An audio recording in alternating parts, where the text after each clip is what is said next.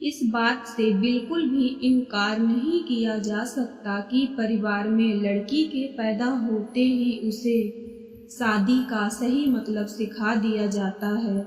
मुझे भी बचपन से यही सिखाया गया था कि शादी एक पवित्र बंधन है जिसे हर कीमत पर संजो कर रखना चाहिए। शायद ऐसा इसलिए भी क्योंकि मेरे माता पिता और भाई बहनों की मैरिड लाइफ बहुत ज़्यादा खुशहाल थी। यही एक वजह भी है कि मैं इस तथ्य पर विश्वास करने लगी थी कि जिससे भी मेरी शादी होगी उसके साथ मैं कदम से कदम मिलाकर चलूंगी। लेकिन मेरे साथ ऐसा नहीं हुआ। समय के साथ मुझे समझ आया कि कैसे हम दूसरों की खुशियों की परवाह करते हुए खुद की खुशी को दांव पर लगा देते हैं। जब मेरी शादी हुई थी तो उस समय मैं केवल 26 साल की थी। अपनी शादी को लेकर मैं बहुत ज़्यादा एक्साइटेड थी।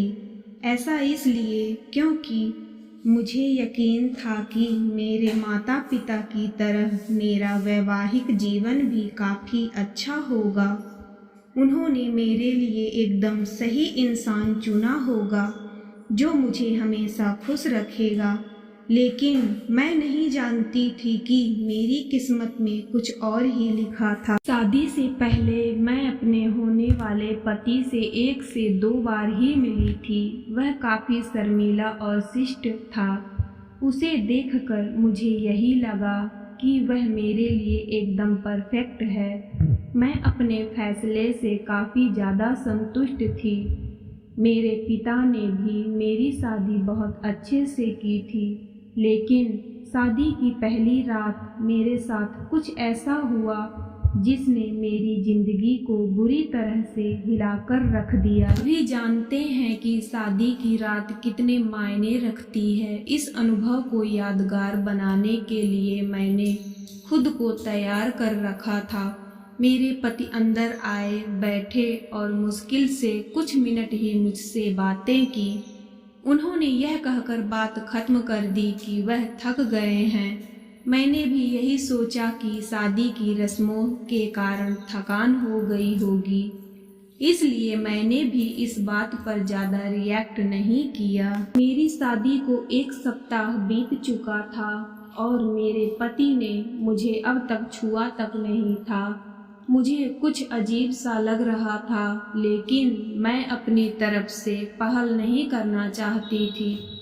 ऐसा क्योंकि मैं भी बहुत शर्मीले स्वभाव की हूँ। वैसे तो वह बहुत सभ्य व्यक्ति था, लेकिन एक चीज़ जो मुझे बार बार परेशान कर रही थी, मेरे साथ फिजिकल होने में कोई दिलचस्पी क्यों नहीं थी। यही नहीं, जैसे जैसे समय बीतता गया उनके साथ रहकर मुझे ऐसा लगने लगा था वह मेरे पति बनने के बजाय दोस्त बना रहना ज़्यादा पसंद करते हैं।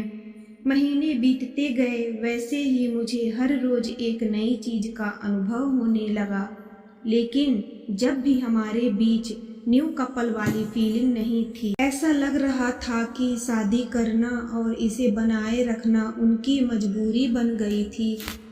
मैंने कभी उनसे शिकायत नहीं की। ऐसा इसलिए क्योंकि वह बेहद नेक दिल और दयालु इंसान था।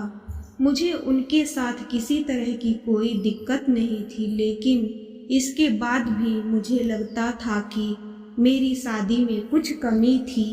हमारी शादी को 1 साल बीत गया और हमारे बीच छोटी सी बात को लेकर झगड़ा हो गया, जो वास्तव में गंभीर लड़ाई में बदल गया। मेरे मन में गुस्सा था तो मैंने कह दिया कि मैं एक पति के लिए तरस रही हूँ जो मुझे कभी नहीं मिला।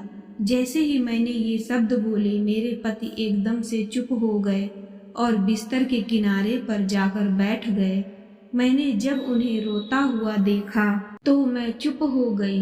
मैं दंग रह गई। ऐसा इसलिए क्योंकि मैंने आज तक उन्हें मेरे सामने कभी इतना कमज़ोर होते नहीं देखा था। मैंने उन्हें परेशान देख दिलासा दिया। तभी उन्होंने मुझसे माफ़ी मांगी और कहा कि उनका इरादा मुझे चोट पहुंचाने का बिल्कुल भी नहीं था। लेकिन उन्हें महिलाएं पसंद नहीं हैं। मैं कांपते हुए अपनी जगह पर खड़ी हो गई। उन्होंने कबूल किया कि वह समलैंगिक है। मैं कुछ समझ नहीं पा रही थी। मैंने फिर पूछा कि आप समलैंगिक हैं? तो उसने मेरी तरफ देखा और कुछ नहीं कहा। यही सोच रही थी कि मेरी शादी बस एक दिखावा थी। मैं बिस्तर पर चुपचाप लेट गई और हकीकत से भागने के लिए सोने की कोशिश करने लगी। लेकिन मैं अच्छे से जानती थी कि यह सपना नहीं है। मेरे पति पुरुषों को पसंद करते हैं। मुझे यह बात हर हालत में स्वीकार करनी थी। लेकिन इस दौरान मेरी अपनी खुशी का क्या? मैंने अपनी खुशी की परवाह न किए बगैर उनके साथ जीवन भर शादी का ढोंग रचाने का फैसला किया। हालांकि मुझे धोखा देने के लिए उन्होंने मुझसे माफ़ी मांगी।